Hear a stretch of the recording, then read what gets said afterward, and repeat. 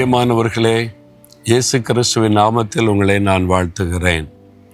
இந்த இடம் பார்த்தீங்களா, ராமநாதபுரம் மாவட்டத்தில் ராமேஸ்வரன் ஒரு இடம் இருக்குல்ல, கடற்கரை ஒட்டி முக்கியமான ஒரு இடம். இந்த இடத்துல தனுஷ்கோடின்ற ஒரு இடம் இருக்கிறது. ராமேஸ்வரத்திலிருந்து சில கிலோமீட்டர்கள் தூரத்தில் இருக்கிற தனுஷ்கோடி. 2 பக்கம் கடல், மத்தியில் இந்த ஊர் இருந்திருக்கிறது. 1964 ஒரு பெரிய புயல் வந்து அதனால் இந்த கடல் ஊருக்குள்ளே வந்து இந்த ஊரே அழிந்து விட்டது. 1964 அழிந்து விட்டது. ஆயிரக்கணக்கான மக்கள் மரிச்சிட்டாங்க. இரவு நேரம் ஆனதுனால நிறைய பேர் தப்பித்து கொள்ள வழி இல்லாமல் மரிச்சிட்டாங்க. அதன் பிறகு இந்த ஊரில் வந்து யாரும் வசிக்க முடியாத சூழ்நிலை. இப்பொழுது டூரிஸ்ட் வர்றதுனால சில கடைகள் அவைகள் தான் இருக்கிறது. மக்கள் இங்கே வசிப்பதில்லை. ஆனால் அந்த நாட்களில் 40 வருஷத்துக்கு முன்னால் இங்கே ஒரு பெரிய ஊர் இருந்திருக்கிறது. இது ஒரு தேவாலயம் பாருங்கள், ஒரு கத்தோலிக்க தேவாலயம். இதெல்லாம் அந்த நாட்களில் இங்கெல்லாம் மக்கள் வந்து ஆராதித்திருக்கிறாங்க.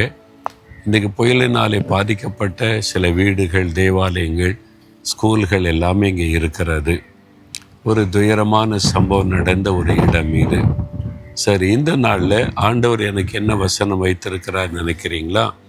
72வது சங்கீதம் 12வது வசனம், கூப்பிடுகிற எளியவனையும் உதவியற்ற சிறுமையானவனையும் அவர் விடுவிப்பார். கூப்பிடுகிற எளியவனை அவர் விடுவிப்பார், சிறுமையானவனை விடுவிப்பார். ஒருவேளை நீங்கள் நினைக்கலாம், நான் ஒரு எளிமையானவனுங்க, ஏழை குடும்பங்க, எனக்கு யாரையுமே தெரியாதுங்க, அதனால் இந்த மாதிரி நான் வந்து உதவி செய்ய யாரும் இல்லாமல் கஷ்டப்பட்டு கொண்டு இருக்கிறேன், யாரையும் நான் மதிக்கிறதும் இல்லை, ஏன்னா நான் இது மாதிரி சிறுமைப்பட்டவன் ஆயிட்டேன் அப்படின்னு நினைக்கிறீங்களா? உங்களுடைய குரலை கேட்டு விடுதலை கொடுக்கிற ஒரு அற்புதமான ஆண்டவர் இருக்கிறார். இயேசு கிறிஸ்து இந்த உலகத்தில் உலாவின நாட்களில் எரிகோ என்ற பட்டணத்தின் வழியாய் கடந்து போனார்.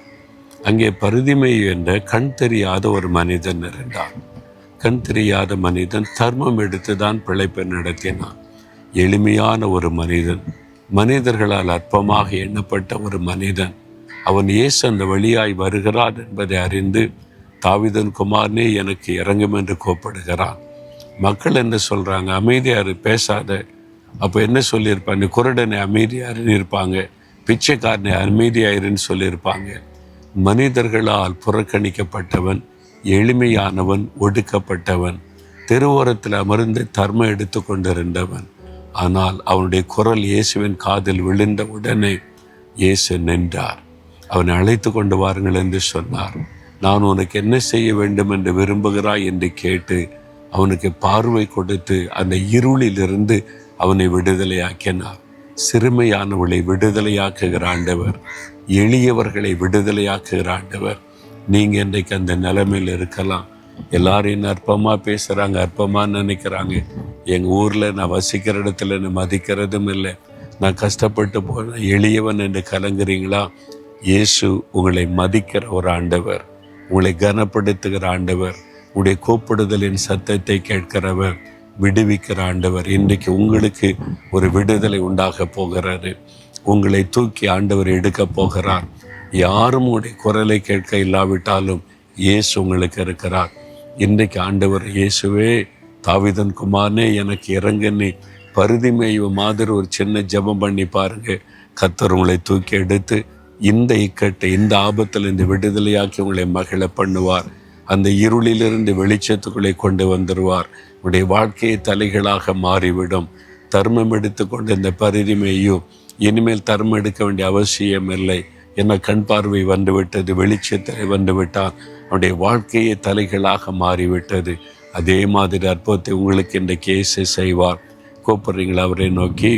ஆண்டவரே, எளியவர்களையும் ஆண்டவரை ஒடுக்கப்பட்ட புறக்கணிக்கப்பட்டவர்களையும் விடுவிக்கிற ஆண்டவர் நீர்.